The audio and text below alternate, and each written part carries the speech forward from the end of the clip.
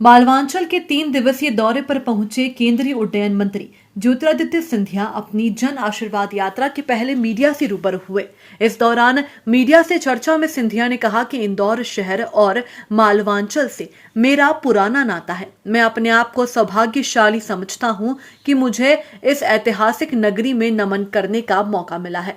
साथ ही ज्योतिरादित्य सिंधिया ने उड्डयन मंत्रालय द्वारा किए गए कार्यों का ब्यौरा मीडिया के सामने रखा। आपके साथ एक बहुत पुराना 20 साल का रिश्ता हमारा रहा है। आप मुझसे भली भांति परिचित हैं, मैं आप लोगों से भली भांति परिचित हूँ। आज जो जन आशीर्वाद यात्रा का इंदौर शहर और जिले का भ्रमण है, मैं अपने आप को सौभाग्यशाली समझता हूँ कि इस ऐतिहासिक नगरी को नमन करने का मुझे मौका मिला है।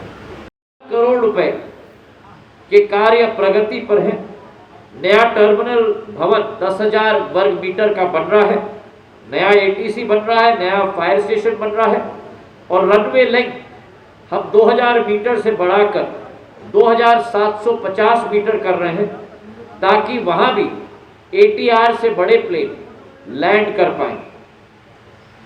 वैसे ही ग्वालियर के लिए विस्तारीकरण के लिए हम विचार कर रहे हैं, एक नया एयरपोर्ट टर्मिनल बने, एक नया एयर कार्गो टर्मिनल की योजना बने और इसी के साथ खजुराहो में भी जो 5वां एयरपोर्ट हमारा हवाई अड्डा है, 110 करोड़ रुपए की योजना एक नई टर्मिनल बिल्डिंग की सौंदर्यीकरण के लिए और 30 करोड़ रुपए नया ATC टावर के लिए कार्य प्रगति पर है। अब जब हम फ्लाइट्स पर आए, आपसे मैं निवेदन करना चाहता हूं, हमारे जो चारों मुख्य एयरपोर्ट्स कोविड के बाद इंदौर में उदाहरण के तौर पर हम लोग 164 फ्लाइट मूवमेंट्स तक सीमित थे और पिछले 45 दिन में जब से प्रभार मैंने संभाला है, आज 267 एयरक्राफ्ट मूवमेंट प्रतिदिन इंदौर से होती है। पहले किस्त में अहमदाबाद, गोवा और रायपुर को मैंने इंदौर से जोड़ने की कोशिश की थी और आने वाले एक हफ्ते के अंदर जबलपुर और ग्वालियर को भी हम इंदौर से जोड़ने जा रहे हैं। महंगाई के मुद्दे पर ज्योतिरादित्य सिंधिया ने कहा कि यह केवल भारत का मुद्दा नहीं है, यह विश्वव्यापी मुद्दा है।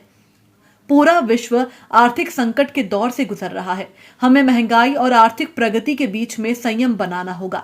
पेट्रोल डीजल के मामले में उन्होंने कहा कि अंतर्राष्ट्रीय बाजार में पेट्रोल डीजल की कीमतें 300% बढ़ गई है।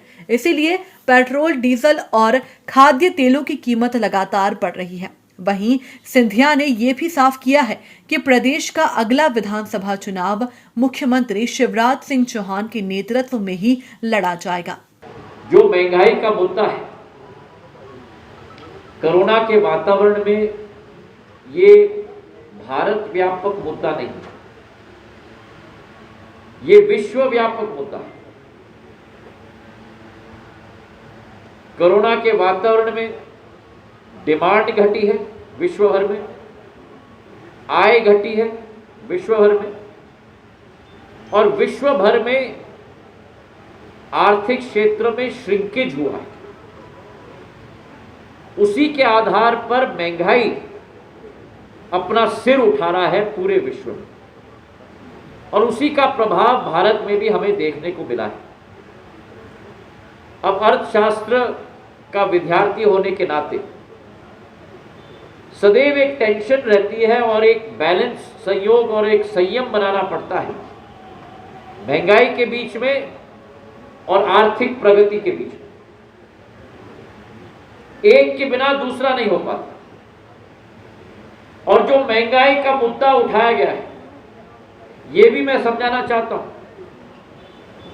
कि 3 साल पहले, 2.5 वर्ष पहले तेल का दाम विश्व भर में $20 प्रति बैरल होता था। आज वो बढ़ के $60 प्रति बैरल हो गया, मतलब कि 300% वृद्धि हुई। और जिस पार्टी के वजह से 70 साल में भारत आज भी 85% अपना तेल का आयात करता है। मतलब हम आत्मनिर्भर आज तक नहीं हुए तेल में। प्रधानमंत्री जी के नेतृत्व में आज सारे तेल कंपनियां भारत में एक्सप्लोरेशन में अपना ध्यान दे रही ताकि आत्मनिर्भरता हम लोग उत्पन्न कर पाए। लेकिन जिस राजनीतिक दल ने 70 साल में भारत को गिरवी रखा विदेशी ताकतों पर, तेल के मुद्दे पर, आज जो महंगाई भी आई है उस 300% तेल के दाम की वृद्धि पर आई। और जिस सरकार ने 2004 से 14 तक 1,07,000 करोड़ रुपए की ऑयल बॉन्ड्स इशू करे, ऑयल मार्केटिंग कंपनीज को जो पैसा उनको साल प्रति साल देना था, वो पैसा देने के बदले बॉन्ड्स उनको इशू किए गए। उसका ब्याज हर साल का 9,995 करोड़ रुपए होता है। 10 साल में उन्होंने वो ऋण बनाया। वो ऋण का बोझ भी आज हमारी सरकार और देश भुगत रही है। मुख्यमंत्री शिवराज सिंह जी चौहान रात दिन अपने सेहत की परवाह न करते हुए, आप लोग भी अच्छी तरह से वाकिफ हैं, रात दिन मेहनत कर रहे हैं।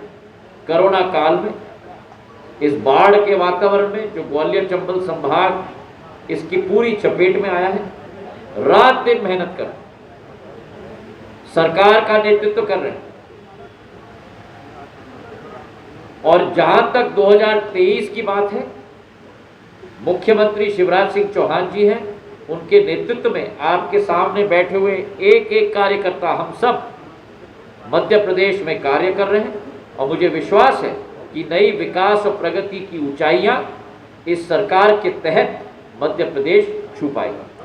पूर्व मुख्यमंत्री दिग्विजय सिंह के बयान पर पलटवार करते हुए सिंधिया ने कहा कि मैं भाई और बेटा बनना चाहता हूं। महाराज तो मेरा अतीत था, मैं बेटा और भाई बनकर सेवा करना चाहता हूं। वहीं कांग्रेस द्वारा गद्दारी को लेकर कहा कि गद्दारी तो कांग्रेस ने प्रदेश की जनता के साथ की थी, जनता से झूठा वादा किया था, भ्रष्टाचार चरम पर था। ज्योतिरादित्य ने कहा कि सिंधिया परिवार का इतिहास गौरवशाली रहा है। मेरे पूर्वजों ने मुगलों से लड़ाई लड़ी और अपनी शहादत दी है। मैं आपसे पूछना चाहता हूँ, आप भाई बनना चाहते हो, बेटे बनना चाहते हो, या आप महाराज बनना चाहते हो? मैं तो भाई और बेटा बनना चाहता हूँ भैया। मैं अपना सौभाग्य समझता हूँ कि अगर भाई साहब की उपाधि मुझे मिली है, भाई तो जीवन पर्याप्त होता है और इस दुनिया में रहने के बाद भी भाई रहता है। महाराज मेरा अतीत है, मेरा वर्तमान ज्योतिरादित्य सिंधिया है। मैं कुछ नहीं देखता और मैं उन नेताओं में से नहीं हूं जो मौका देखकर किसी और को टोचूं। उनको अपनी पार्टी, अपनी नीति और अपना भविष्य उन्हें सलामत है। मुझे अपनी पार्टी, अपनी सेवा और अपनी पार्टी का विकास और प्रगति, उसमें अपना ध्यान मुझे देना। मुझे अपने लक्ष्य पे रहने दो आप। मेरी ये नकारात्मक सोच कभी नहीं रही है 20 साल में कि किसी और पे व्यक्तिगत टीपा टिप्पणी करूं, किसी और को नीचे दिखाऊं। हमें अपना काम करके लंबा लकीर ज्यादा खींचना है, किसी और की लकीर को छोटा करने से कोई फर्क नहीं पड़ता। कुल मिलाकर ज्योतिरादित्य सिंधिया ने जन आशीर्वाद यात्रा के पहले कांग्रेस के नेताओं पर जमकर निशाना साधा।